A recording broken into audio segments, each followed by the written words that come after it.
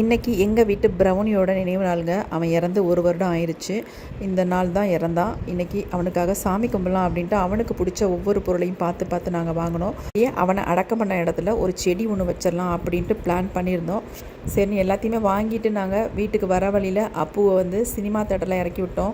இன்றைக்கி படம் ரிலீஸ் ஆகுது, ஸ்பைடர்மேன் படம் பார்த்தே ஆகணும், சென்னைக்கு போட முடியாது அப்படின்னு சொல்லிட்டு தேட்டர்கிட்ட இறக்கி விட்டுட்டு நானும் அவரும் செடி வாங்கலாம் அப்படின்ட்டு 2-3 நர்சரி போனோம். அங்கே எங்கேயுமே கிடைக்கலங்க பட்ரோஸ் கன்று.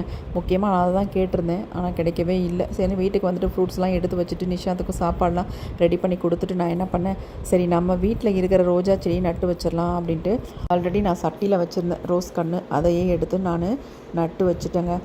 இதுக்காகவே அந்த இடத்த நாங்கள் விட்டுருந்தோம். அவனை இந்த இடத்துல தான் புதைச்சதுனால அந்த இடத்துல ஒரு செடி வச்சு நம்ம வளர்க்கலாம் அப்படின்னு நினச்சிக்கிட்டு இருந்தேன். அதே மாதிரி செஞ்சாச்சு. எனக்கு பயங்கர கஷ்டமாக இருந்துச்சு, டயர்டாகவும் இருந்துச்சு உடம்பு. இருந்தாலும் நம்ம செஞ்சுருவோம், நம்ம நினச்ச வேலையை முடிச்சிடலாம் அப்படின்ட்டு கடகடன்னு செஞ்சுக்கிட்டு இருந்தேன். அப்புறமேட்டு நல்லா கழுவி விட்டுட்டு ஒரு கோலம் ஒன்று போட்டுட்டு அதுக்கப்புறமேட்டு கொஞ்சம் பூக்கள்லாம் வாங்கிட்டு வந்திருந்தோம். அப்புறமேட்டு வீட்டில் இருந்ததையும் பறித்து அவனுடைய இறந்த இடத்துல கொஞ்சம் போட்டாச்சு. ரொம்ப பிடிச்ச ஐட்டமாக வாங்கியிருந்தோம். பன்னு, அப்புறமேட்டு வறுக்கி, பிஸ்கெட்டு, கார்ன் இந்த மாதிரி ஐட்டம் தான் அவன் சாப்பிடுவான். அப்புறம் வேர்க்கடலை இதெல்லாம் அவனுக்கு ரொம்ப பிடிக்கும். அதனால் அவனுக்கு பிடிச்சதாக வாங்கி படையல் வச்சு நாங்கள் திருப்தியாக சாமி கும்பிட்டோம். பைரவர் படம் தான் வச்சுருந்தேன். நம்ம ஒரு வேலையை நினச்சா நாமளே அந்த வேலையை கரெக்டாக செஞ்சு முடிச்சிடணுங்க.